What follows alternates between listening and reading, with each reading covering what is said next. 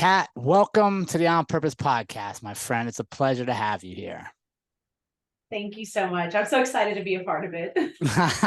I'm just super excited because Kat is a name that I cannot butcher. I can't mess up any pronunciation. So I feel like at ease already. Yes, I scored one. Okay. Kat, briefly introduce yourself to the On Purpose community. Tell us a little bit about who you are.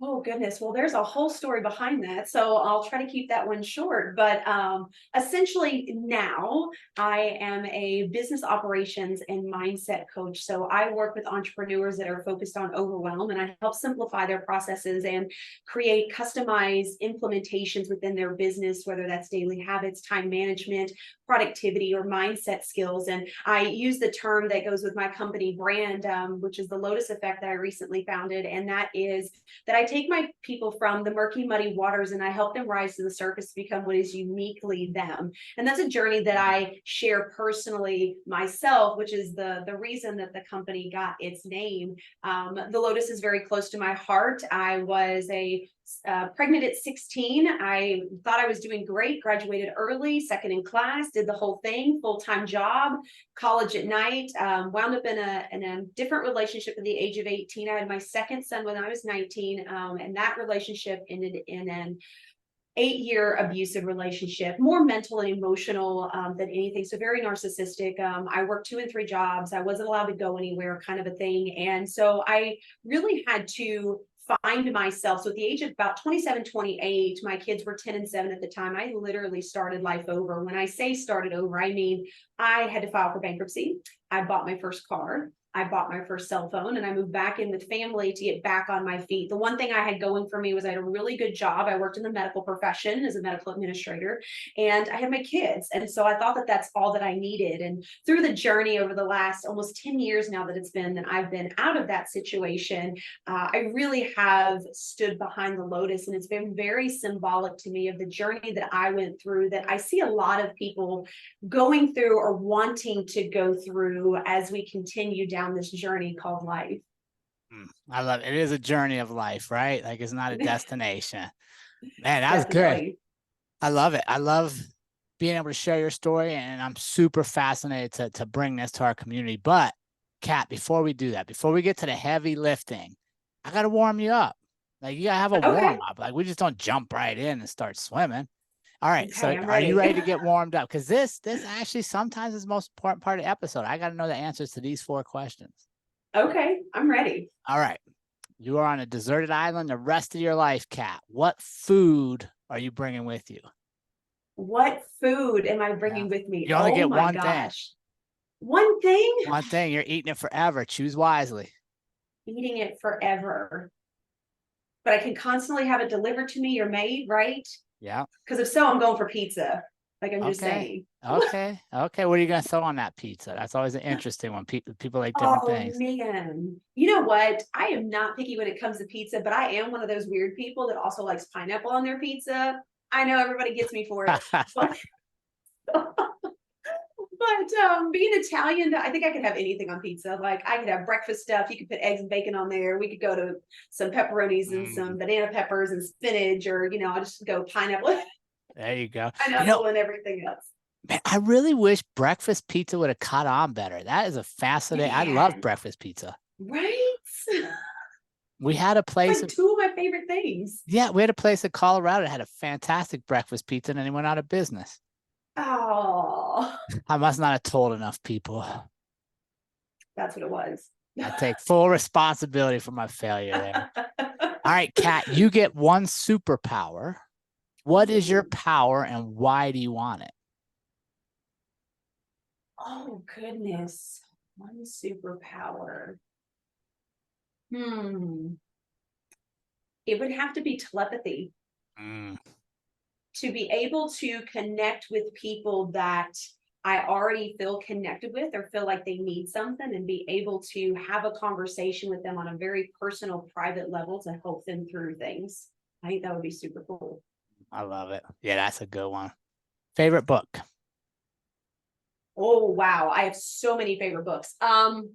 I would have to say my recent favorite, which I'm actually reading for the second time, which was a game changer for me, is called The Mountain Is You. It's by Brianna Weiss, Weiss, I believe.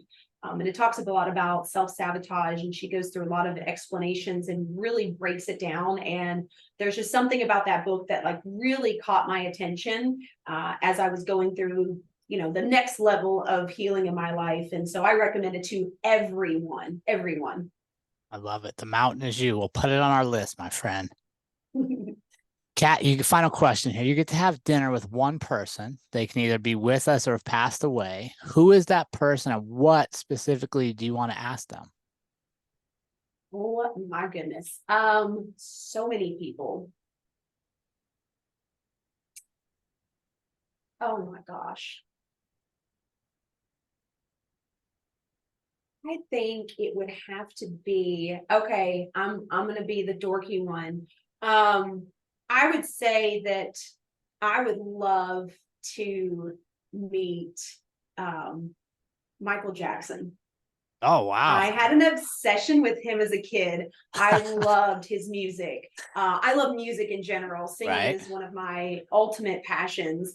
But I think I would love to meet him because I would love to know the story behind how he felt living in a world where there was no privacy and how that affected his life as he continued to grow. Oh, wow. I was not expecting that one, Kat. That was a definite curveball. So you had a fascination with him as a youngster, huh? I did. I loved him growing up. I knew the moves. I knew all the songs. Like That's funny. Hey, let me ask you this though. Did you have the zipper jacket? I did not. I never got the zipper jacket. I am so bummed about that. I had the zipper jacket. Me and my brother both had. One of us had the black zipper jacket. One had the red zipper jacket. Nice. But we were never allowed to wear them in public. I mean, I can understand that. But... Yeah, no, we had them. I don't know where the heck they ever ended up. My mom loves the podcast. She listens to it. She'll probably message me and tell me exactly where our Michael Jackson zipper jackets have been for the last 40 years. That's fantastic. Well, how you feeling, Kat? You warmed up? I'm warmed up. I'm feeling good. I'm ready for more questions. I love it. We're just honored to have you here. And what I love to share with our community is like what people are doing, right? Because that's super important. But beyond the what, I like to let them know who is behind the what, right? Because sometimes we get in this rut in life or this place in life where our what is defining our who. I always challenge people to like, remember, we're a who.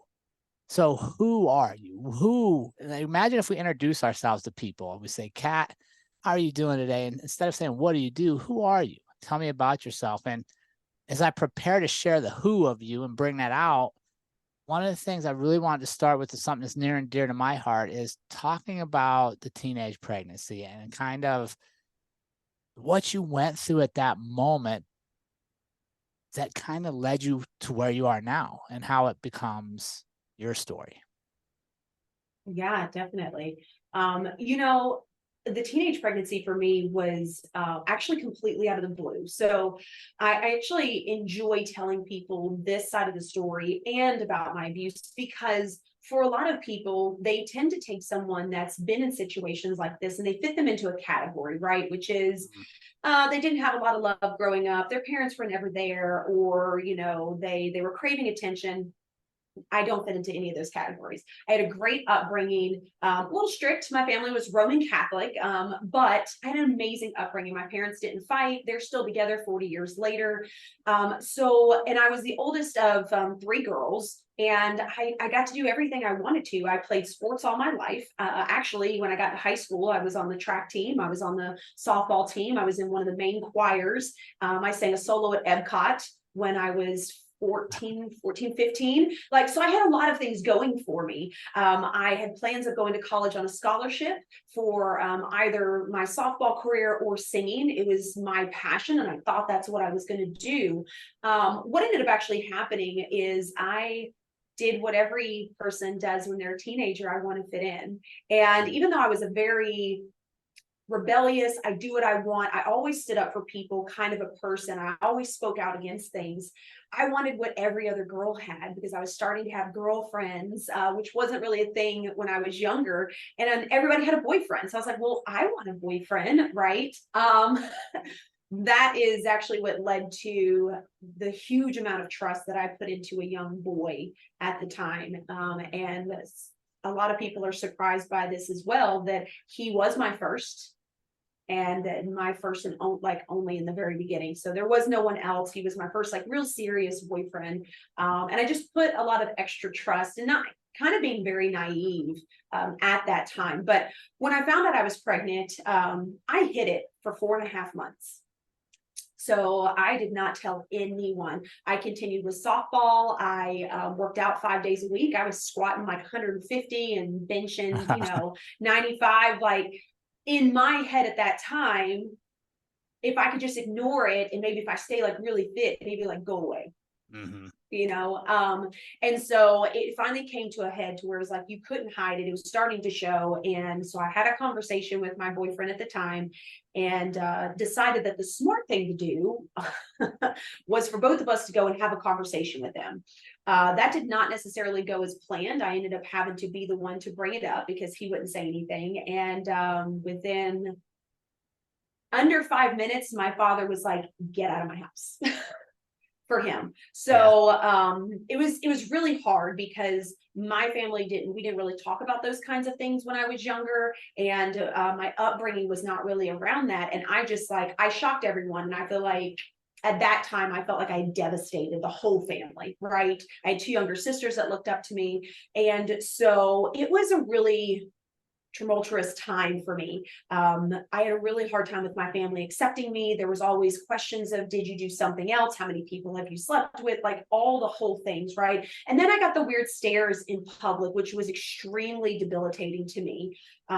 People would I actually had a lady that grabbed her child away from me one time when I was in the store, and that just like broke me down, being at that age and being pregnant and trying to like figure everything out. So we did do a couple of therapy sessions, and one of the people that we actually talked with was like, okay, well, you've got 2 choices. Like, if you want to continue, the way you are, you can always do adoption. And something about that ticked me off. I mean, like beyond words.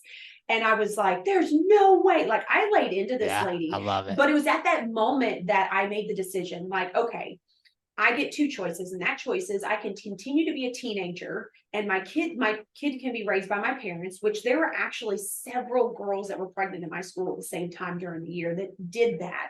Or I can step up and be a mom and accept my responsibility because it's a choice that I made. And that was a choice that I made. So I finished out my sophomore year. I found a school that was an alternative school that allowed me to take my son with me, and I took him there. I paid for $1 a day for daycare. I breastfed my son through my first year of high school over there. I graduated my junior year. So the 1 year that I was there, I graduated early, president of student council, and I graduated second in class with honors. And then I did what every person did at that time, which was you went to college right after. So I got a full-time job. I worked at a daycare that allowed me to bring my son with me, and I went to school at night. So that was kind of what I thought was I was going down the right path, and I really was trying. But parents' upbringing, teenager can do what she wants, figure it out kind of thing. We just butted heads, and knowing that I was doing my absolute best, I decided that I could handle everything, and so I moved out. And that's kind of what started the next chapter in my life. Yeah, man, great story. I love that. I love that I love that you got pissed off when people started giving you options that you felt were like easier than you wanted to take. So I love that, because I think at times, a lot of circumstances, if we're afforded an easier road, human nature sometimes is to take it. Yeah. But because you knew who you were, and you're like, no way, I'm responsible. Right. And I think that's such a powerful message for people in life, is we are responsible. We're responsible for us. Man, I love it. Talk to me about, how did you handle that feeling of letting people down? Right. that was really hard for a while, especially being 16, right? Because you want your parents to be proud of you, you want everyone to be proud of you. So I think that was one of the things that really pushed me to make some of the decisions that I made, because I wanted to step up into my new role, but I wanted to prove that, like, just because I screwed up this one thing, it doesn't diminish everything that I can do in life. It just means that, it kind of shifts. I had to pivot at that time. So I did actually have a problem with that for a while. And I felt like I was always trying to explain myself, or try to do more to feel better. And I do think that part of not having that or feeling that way was kind of a gateway into the relationship that I went into as well, because I was a little bit more pleasing, right? I wanted to make sure I was doing things right because I already had it in my head that I had screwed up. And so I think that I just opened some doors to myself, looking back at it, that kind of put me in that situation and allowed someone else to kind of say, oh, so we could probably do this. So would you say that was, would you rate that back to like self-worth, just feeling that you were worthy? Is that what you're I would getting at? say that I don't know if it was, I think it was looking for outside validation. Mm.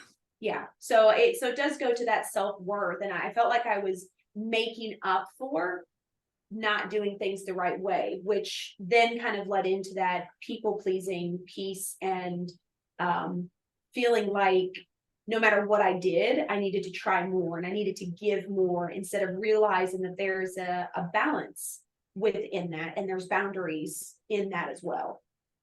Boundaries is a huge thing, right? Boundaries, not only for other people, but boundaries that we put on ourselves. Right? What will allow ourselves to say to ourselves, what will allow ourselves to think about ourselves. It's huge that we put those boundaries, and that we check in and say, wait a second, I'm not treating me the way I'm supposed to treat me.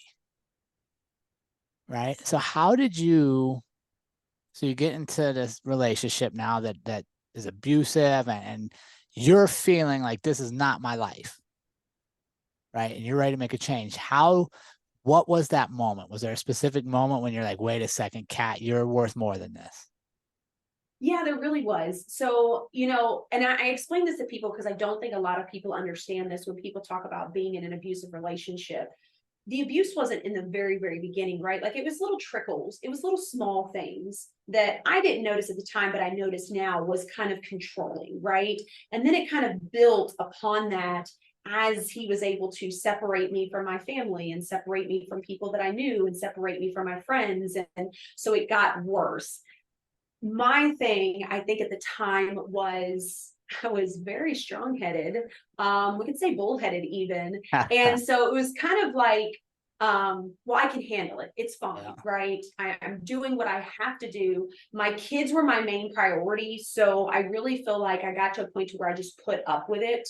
But it did start to eat away at my identity and who I was and how I did have conversations with myself. I got to the point where I didn't trust what I was saying to myself, because I was always thinking, okay, well, maybe he's right. Like, that makes sense. Maybe I don't know what I'm talking about. So my pivotal point of knowing like something needs to be different was actually about 2 years before I got out of the relationship. And we were having an argument in the hallway, and which was a regular occurrence. And my kids happened to come into the hallway as we were arguing. And unfortunately, they did see a lot of that. They heard the screaming and some of that. But they came in this one particular night and they were standing next to him. And I don't remember what we were arguing about, but what I do remember is he made a comment and both of my kids repeated, "Yeah, mom, why are you doing that? It's your fault." That hit me harder than anything he had ever said to me. That's when I knew, like, holy crap, I can deal with this, but I'll be darned if I'm going to allow my boys to be like him. Wow. Well, and I think that's so amazing that, like, your natural instinct is you could put up with it because your boys were your priority, right? Like, you personally, until you hear it come out of their mouths and you're like, wait a second, like they're going to repeat this behavior. Yeah. So at that point, so then for 2 years, you're kind of like working towards being able to leave then at that point? Yeah. So it was more of, I started to learn to play the game. And I know that that sounds terrible to some people, but I learned how to play the psychological game. I started learning who he was, how he reacted to certain things. And I figured out ways to get my way for certain things, but make it so it was his idea. So I started learning who he was. I stopped arguing as much. I started being very quiet. I started breathing differently. I would try to watch like Joel Osteen or something like that, Yeah. that could put me in a different space at the time. And so I started doing that a lot. And that started giving me the inner confidence to know that like one day this is going to be different. That led me to getting a really great job in the medical field. So that was like the next step. And it was like, okay, we're getting closer. Like I can do this. And so I started doing things behind his back. If he wasn't around, I started talking to my kids differently. I started trying to have conversations on a different level. But I started separating my identity, which had kind of merged with his, and I started taking myself back. I love it. And what was that initially like? Was it scary, freeing? What were you feeling? It was it was scary a little bit when we would have the arguments and I would have to try to hold back because all the rage in me just wanted to be right.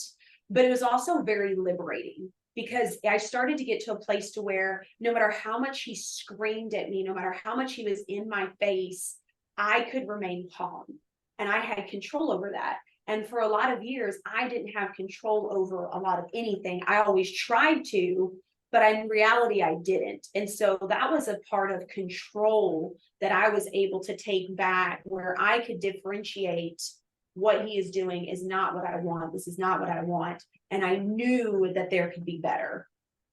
Love it. And so you took back control of your emotions, your responses, Yeah. right? And we can do that in all circumstances in life, right? Like one thing that we know is life is going to happen. We don't always Mm-hmm. control that, but we always control our responses to life. Yeah. Good for you. So you get 2 years later, you're out and you decide you're essentially going to rebrand yourself as a human, right? You're Yeah. out. What was the biggest obstacle you had to face mentally, your biggest mental obstacle to making that leap?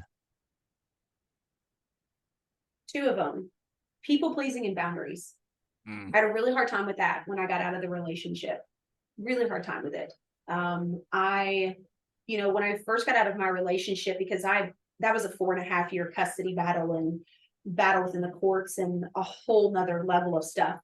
But because I was so hyper focused on my kids and making sure that they had better and they had what they needed, and I kept a good job and I could start rebuilding myself, I did not deal with me. So I shoved all my emotions and everything that I went through into a box, and figured I could just deal with it. And so I put myself back through school. So I worked between 40 and 50 hours a week. I would come home, I'd help my kids with homework, help my family with whatever they needed, help my sisters with whatever they needed, help my friends with whatever they needed. And then the weekends were dedicated to my kids. And then in the evenings, I went to school online because I was determined to finish the degree I never got to finish, which served to an extent until it didn't. How so? How did it not serve? Because when you people please, you're constantly giving away every bit of your energy, of your being to other people, whether they are draining you and they're good for you or not. And ultimately, the big reason for doing that for me was because I didn't want to be by myself. Every time that I was alone by myself, I cried. I got frustrated. I got upset. I couldn't figure out why I was dealing with the emotions that I was dealing with, because for me, I was done with it. I wasn't in that situation. And by not creating the boundaries, I was saying yes to everyone for everything, even if it meant them taking advantage of me, which ended up actually happening in the degree that I was working in. I worked for a doctor's office for several years after I got out of my relationship, and I got taken advantage of. I worked through my lunches. I came and work early. If my kids were sick, we had a spare room, so I stuck them in it and I took care of them while I worked because nobody else could do my job and I felt like I was obligated to. Once I started realizing that I could say no and it's okay, and like, this is my job, but this is not my life. Like, I'm building somebody else's life and they're taking advantage of it. That's when the boundaries came into play. When those boundaries came into play, it was a whole nother world of a crap storm happened because the people I had associated myself with that I didn't want to deal with their drama started having problems with me. You know, my doctor who wanted to do things differently that I didn't agree with morally in his practice, we started headbutting on a lot of that, which ultimately actually ended up costing me my job. Abruptly out of nowhere, I got fired. And that's when I made the leap into the entrepreneurial space. And I would love to say that I was totally ready for it, scared the living hell out of me. But at the same time, it was kind of one of those, like, you know what, with all the other crap that I've dealt with and I've been through, like, I owe it to myself to run something that makes sense for me, and I can help people the way I choose to, instead of allowing someone else to delegate how I do that. That's interesting. I like that you said you owe it to yourself, because I talk a lot about the importance of being selfish in life, right? I know it's a big buzzword now. Everybody wants to be selfless, and I argue the opposite. That I can't be my best you, Kat, if I'm not a little bit selfish for me. Right? Like when I take care of me, I show up the best for those around me. So I love that you said you owe it to yourself. So I want to know, how did you get the confidence, and where did this confidence to share this whole story even come from before we start talking about entrepreneurship and coaching and stuff? Because that's really the first step. Before we can step anywhere, we got to believe, one, it's possible, and two, we can do it.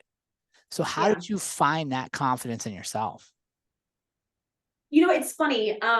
I started kind of sharing my story like a tad bit to coworkers that would mention things about their relationships that they were in or had been in. And I found that the more that I was able to relate to them, the more that they were able to open up.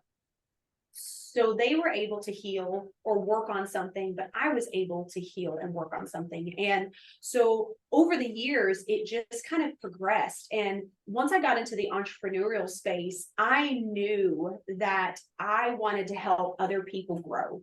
I wasn't sure how that was going to happen, but I knew it. And I had been telling myself for a while, I had made the decision that I went through the abuse for a reason. It didn't happen to me, but it happened for me, and there's a purpose behind it. Yes. And the more that I started thinking about it that way, one, you take back your power of letting somebody else control you, and you're able to control your emotions on a much better level, but you're also able to see the positive in everything. And when I stepped into the entrepreneurial space, it's like the doors opened up. More people started randomly talking to me about things they had been through, bad relationships. And so I just kept sharing and I kept sharing. And it wasn't until a couple of years ago, and I was actually talking to my husband about it. I said, you know what?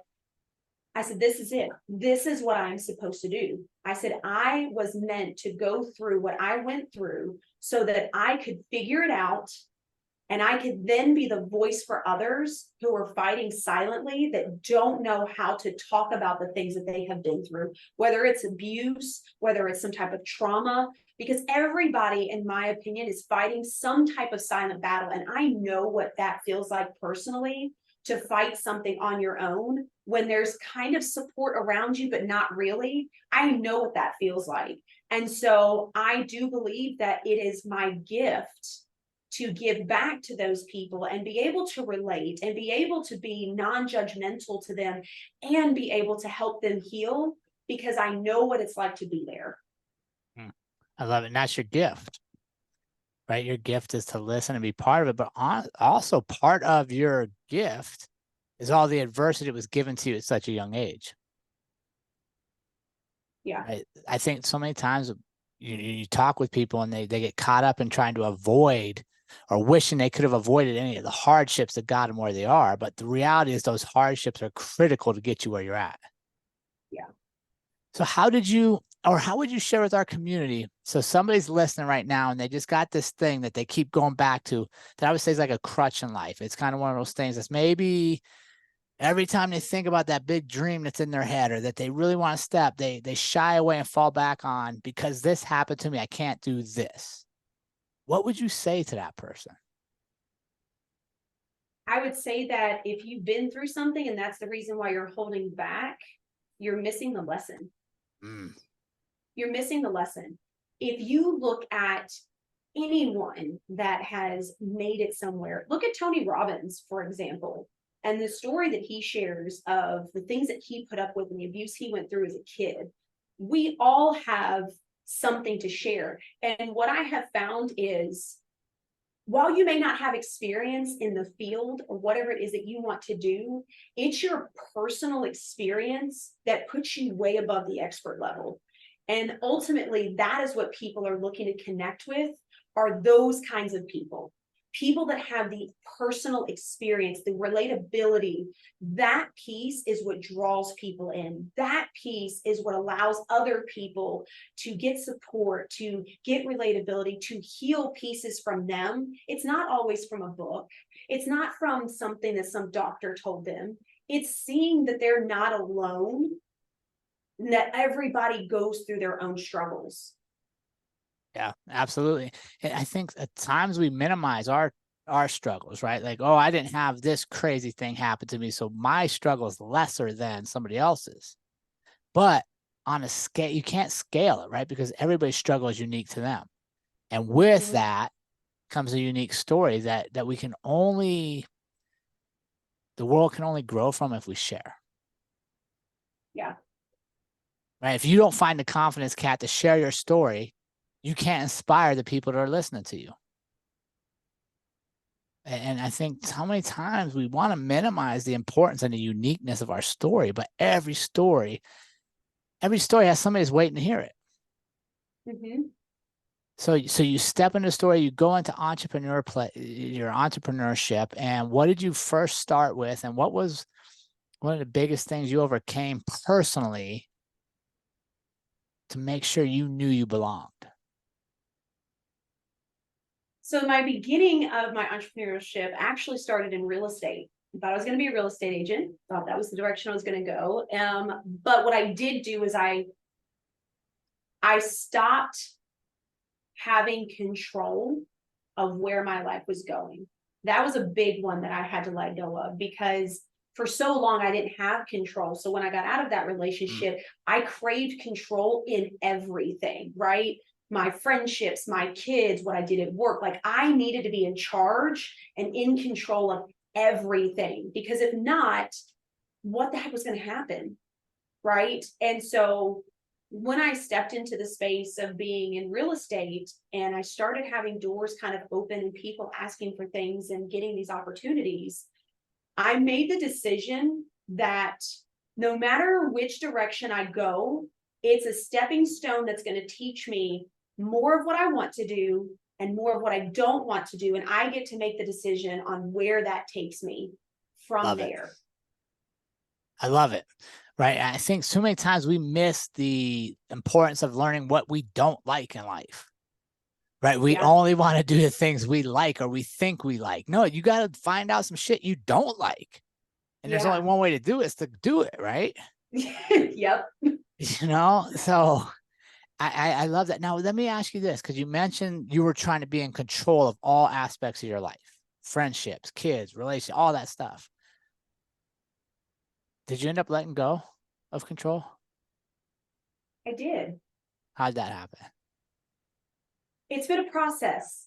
It's been a very slow process. What I have done is I've really paid attention to the situations that I've been in, and I've looked for the reasons why I was in that situation. What was I supposed to learn from it? What was I supposed to gain from it? Instead of focusing on, well, this didn't happen and that sucks, and like, if I would have done this differently, like I wholeheartedly really pay attention to the journey and look for the lessons behind it. I started doing a lot of journaling, And I mean like scribble scrabble journaling. Like it wasn't like pretty cute. There were some nights where I would just be frustrated and I would write for like 15 minutes. I don't even know what the heck I even said, if it made sense, but it got it out of my head.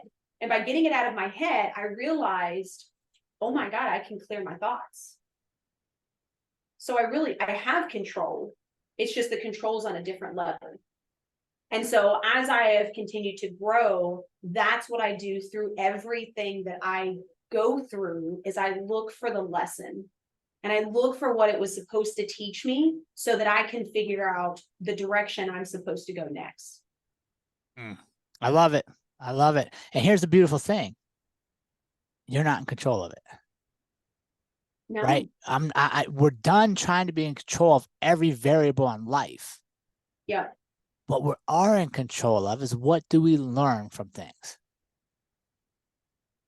Right? Because the thing about everything, like you just said, everything that happens to us has a lesson. It's up to us will we receive the lesson or not. Yep. Because they come back around, FYI. If you don't learn the lesson, it comes back. Yeah, life repeats itself, right? I love it. Now, Lotus Effect is your new endeavor now. You're rebranding. So I love when people rebrand business, because that takes courage, right? Because you're literally walking away from a lot of the business stuff you created. So for those of you listening that are in the business world, that means walking away from logos and branding and all the potential social media followers you already created, and hoping they transition with you, which takes a lot of courage, right? Rebranding is never easy. No.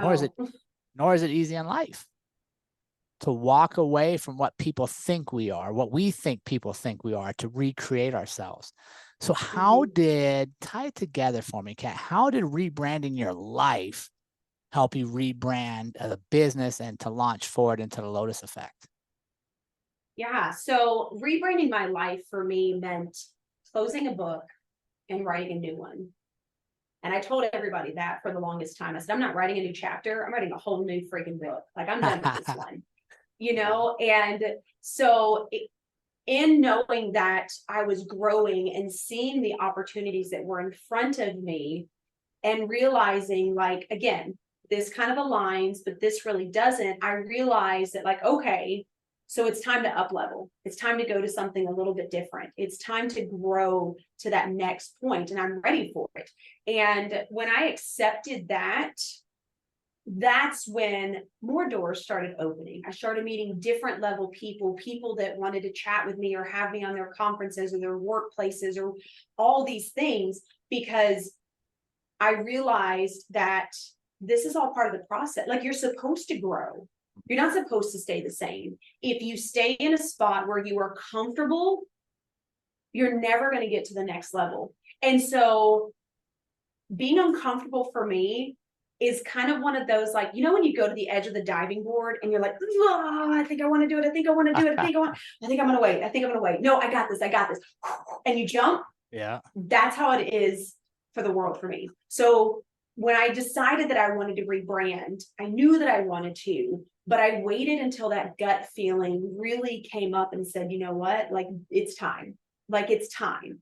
So I really try to listen to that little voice that I hear ever so often that's like, okay, this is what you're supposed to do.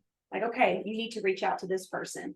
And it's amazing, because in that process of listening to that and making that decision and accepting it, like, okay, then it'll come when it's supposed to come, and it's going to work out. And just knowing that it's already mine. I ran into a networking call, which was just for collaborations and helping people. Found out that she needed help with my services. And I was like, oh, well, I've been thinking about rebranding, so you would be a great fit to chat with me. And as soon as we made that connection and I opened the door, making the decision that, like, now is the time, my podcast was launched on a radio station that reached out to me out of the blue. Nice.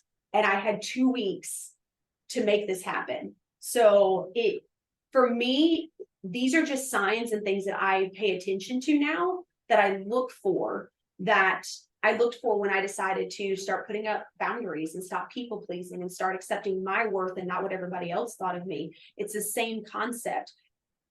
I had to learn to know that it's time for the next step, and accept it, and then be like, okay, when it happens, it's going to happen. It's go time. Like, I'm ready for it. Bring it to me. And I just let it happen. I quit trying to control the situations, and the doors, they flood open. They really do. You just have to pay attention to the little things. And be in motion. Would you agree you have to be in motion? That if I'm sitting stagnant, waiting for the door to find me is probably not coming. No, you have to listen to that little voice. Right. If something tells you like, hey, you should probably send that email, send the freaking email. If something tells you you should make that phone call, make the dang phone call. There are tiny little pokes that you get that let you know that you're ready for something more. But if you don't take that action and you don't lean into it, you will fade it out to the point to where you don't even hear it. And I just chose to hear it. I thought, you know what? Controlling it my way never goes the way I wanted to anyway. So screw it. Screw it. I mean, like, what do I have to lose? For sure. Every time it happens, it opens up another door. So now it's exciting to me. It's like, okay, I'm waiting. Like, go ahead, tell me something. I want to know. Right. Like, I wait for it. Even if it doesn't work out, it opens another door that may. It does. Right. And it's a lesson. Yeah, absolutely. I love it. Did you have a nickname playing softball? I did. What was it?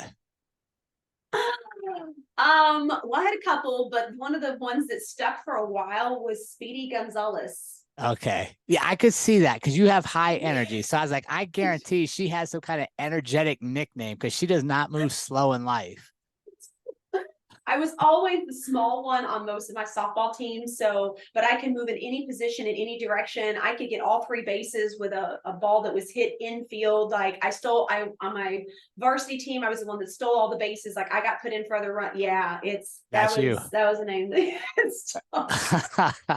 That's funny. Yeah, honestly, I was watching about halfway through. I was like, okay, I know she has a nickname. I gotta figure out what her nickname is. How are the kids doing today? So we talked a lot about all the transition and stuff you went through. You have two, is that right? I do. I have two boys. How are the boys today?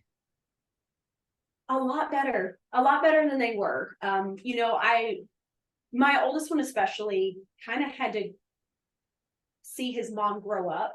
For sure. And so he was parented very differently. When I started my healing journey, especially once I really, really got into it and started realizing the different things and how conversating and being curious instead of reactive to things can make a difference in your life, I started not only talking to my kids about it, but I started acting in that way. So if we were having a disagreement, I made space and I stepped back, which is something I used to not do. And I would ask them questions. And eventually it just became natural to them to where, when my oldest one comes in, he's like, are you okay? And I'm like, yeah, I just, I was doing this and this. How can I help? Right. Like, but it really does. And I never thought about this parenting, do what I say, not what I do. But I hate to tell everybody, it's not how it works. Like, they really do follow along when they see how you are acting. Yeah. And how you treat them is how they're going to treat you back. And so when I started opening up to them about the things that I was learning and how mom was trying to heal the trauma that she had been with, and my oldest one went through a lot of abuse with my ex, unfortunately, as well. There was a lot of pieces that my kids had to go through. We went through a time of struggle for a little while until we really finally reached a place of being able to ask questions, be okay with being vulnerable, and I stopped judging my kids.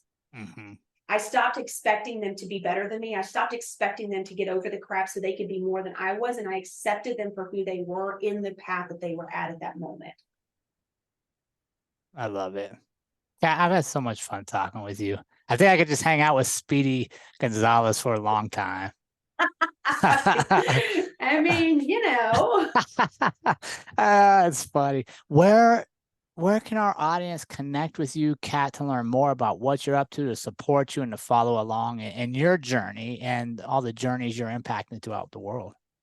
Yeah, sure. So, I mean, I'm on LinkedIn, Facebook, and Instagram at the Lotus Effect Coach. So you can find me on on all those platforms. I do have a private Facebook group as well, where I really help entrepreneurs through their journeys. And that is the Lotus Effect group that you can find on Facebook, or you can visit my website, which is the-lotus-effect.com, or come follow along at my podcast, Real Chat with Kat. I have a lot of fun with that one too.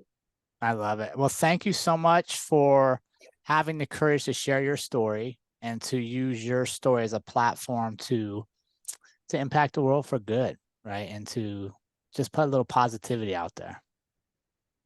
I appreciate the opportunity to be in front of your audience. So thank you, Kat.